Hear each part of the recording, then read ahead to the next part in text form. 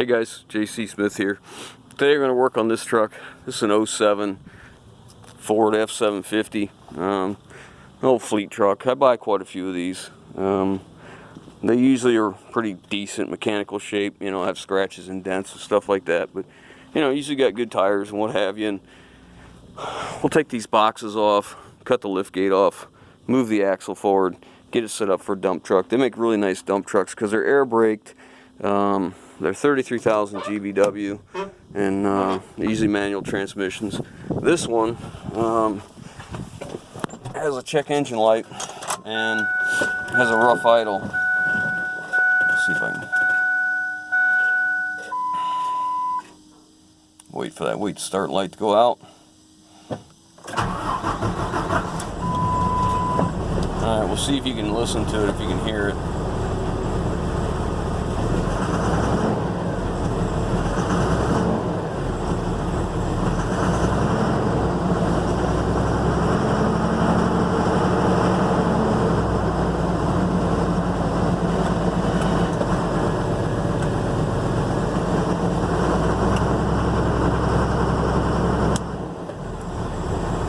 Alright, so put a scanner on it, ran the codes. It's a 5.9 Cummins, 6-speed manual, and it came up as number 4 injector. So we're going to do a visual inspection. You know, already the alarm bells are going off, right? You see this crap here.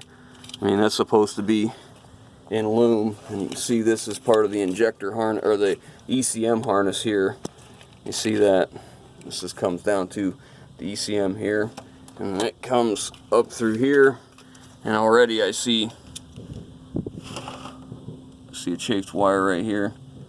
So that's not an injector wire, but nonetheless, you know, if you got one like this, there's another one's pretty good. So we're gonna inspect all this real good. I want to get through here and check out these pairs, check all this stuff out, and do our visual inspection first. And after we go through all this, we're going to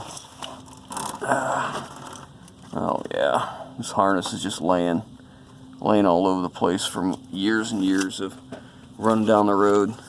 These trucks typically have right at 300,000 when I get them, you know, so they've had some less than fantastic repairs here and there, which we'll have to get into. But anyways, we'll do a visual inspection of this, and then we'll get up to the top side and see what we can find out. Because if it ends up we're getting signal to the injector, what we'll do is we'll pull the number 4 injector, which is what it says, which will be the 4th one back, and we'll pull number 1. We'll swap the 2. If the problem moves to number 1, well, obviously we need an injector, or injector, maybe O-rings or something. We'll look at that when we take it apart. But we'll go from there. I want to verify that it is an injector. I just don't want to throw an injector in it. That's just too costly. So, see what we can find out. Alright, so after looking a little more, I found this wire here that was chafed also. It's a real thin, small gauge wire, so I just cut it back and soldered it back together. Now we're going to run heat shrink over top of it. But before I do that, I've got some Deox. It's supposed to limit oxidation, and I'm going to put a little on this all the way around, and then I'll go ahead and heat shrink that. Alright, I don't know where I left off, but I got the air cleaner out of the way. I've got, before I take anything apart like this, I take a blowgun and I blow all the crap off away from where we're working, so that when I lift the valve cover off, I don't get a bunch of crap in the motor. Valve cover bolts out. There's a bracket that holds the air cleaner in here. It's not horribly difficult, but there's an L part of it that goes under here. Looks like that. And it has to fit down in here. So with the stuff laying on top, it's a little bit of a pickle. It's not horrible. And then while I was looking, I saw this. You see antifreeze running down here on the back side of this heater hose. And I looked, and you can see I just put the clamp back on there. That clamp had been off where it belonged for who knows how long. I got the oil line off, return line. Now we're ready to take the valve cover off and get to the injectors here. Alright, so this is what the inside of a 5.9 looks like on the top. Very similar to a 6.7. Alright, so in order to get the injectors out that we're going to swap, which is we're going to swap number 4 here, because they start in the beginning, up in the front, 1, 2, 3, and 4. I want to make sure our connections are tight, which they are. I want to look at the wiring harness, make sure it's not broken anywhere. It doesn't appear to be. Now, if I had a little bit more information, I could put a scope on this and see if it's actually firing. I could check that also. But we're going to do it down and dirty style. We're going to just quickly swap out the 2 injectors, one for the other, see if the problem moves. If it does, we'll go on from there. If it doesn't, well then we'll go on from there. So next step is I got to take these fuel lines loose so I can get the tube out, because there's a feeder tube. You take that line off, which you guys can barely see, and there's a tube that feeds the injector, and the same thing right here. So these are probably the easiest two to get to right now, so that's why I chose 3 and 4. Once I get the tubes out, we'll take this rocker loose here, we'll take this rocker loose here, and we will end up taking those off so we can get to the retaining bolts for the flange of the injector, and then we'll be able to pop them out, and then we'll look at that. Alright, so I got this apart, and I thought, why not ohm these out real quick. This is the one that we think is bad. This is the one we had the code for. This is a good one. So I got the little, my cheapo voltmeter here, electricians really, 0.001. So here we have good continuity across here. Now we'll go to the bad one. What don't you hear? It's open. You see I can make continuity here, hit it to here. So there's no sense in swapping this injector out with that one, because electrically that injector coil is no good. The way these things work is they're using high pressure fuel to spray, but they're electrically controlled by the ECM, so that the ECM tells it to open, how far, how long, all that kind of stuff. And being as though this one's open, there's no sense in testing it. I'm just going to take it out, we'll get another injector, put it in, and we'll go back together. So I'm glad I did that, because otherwise, you know, we would have been swapping around for nothing. So this just helped us skip that step. So I'll get that out now.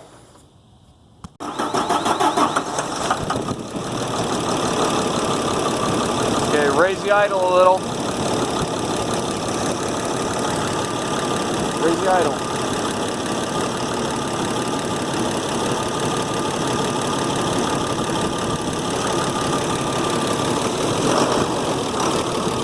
Again.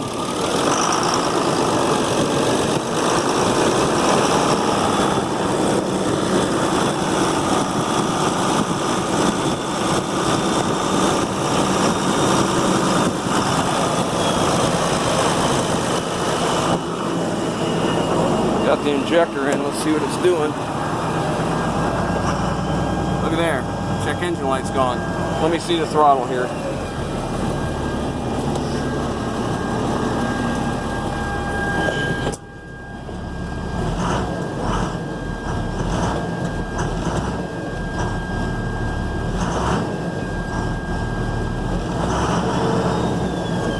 I think we got her.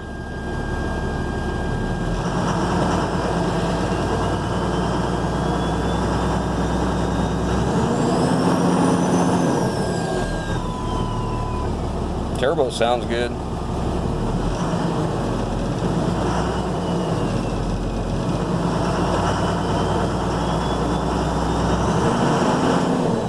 Well, check engine light went out immediately, so that's good. Alright, sounds pretty good.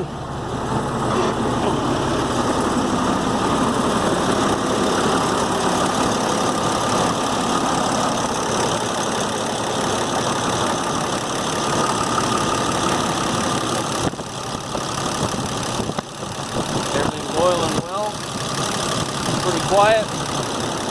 Alright, we're going to clean it up and put it back together. Injector's back in, runs good, check engine light went away immediately, so we're ready to clean up and put it back together. So we're going to clean up the gasket surface real good and get everything back together. And I want to get the valve cover back on tonight because it's going to rain. I'm going to run out of daylight, so I have to do the rest of it tomorrow. But I want to get that valve cover back on, so let's get at it. But we'll see how far we can get. Alright, while you got this apart, it's a good time to check the overhead, the intake and exhaust valves. You can roll the engine over and put it on top dead centers, and you can roll it in different locations, and it'll give you the slop, the slack, and all your different rockers at the same time, and you can go through and check them all. Now would be a good time to do that. This one just had overhead before we got it. Only, I think, 2,800 miles by the service records. So we're not going to do anything with it. We're just going to put it back together. I got this soldered up, but I still have to get some lume on this because this is unacceptable. We can't ship it like that. So I'm going to get some lume and we'll get all this tidied up nice so it won't rub up against anything. Yeah, that's better. You can see it now. So we'll put lume here, tape it up good, get some zip ties on it and protect it. It looks like it's already been rubbing a little bit on the frame right there, so we'll zip tie this away. Alright, we're going to start it up again. Make sure everything's okay now that it's all back together. It certainly sounds a lot better.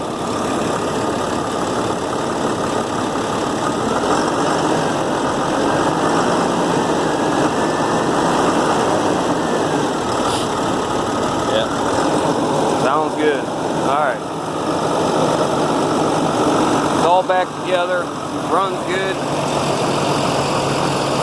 Sounds good. Check engine light staying off. Give it some throttle, lady. Alright. Sounds pretty good. What do you think, lady? I bet you're ready to go home. Yes, I'm ready. How come? Because it's cold. What do we got to do next to this thing? Take the box off. Yep. You can let off the throttle. It sounds good. It idles good.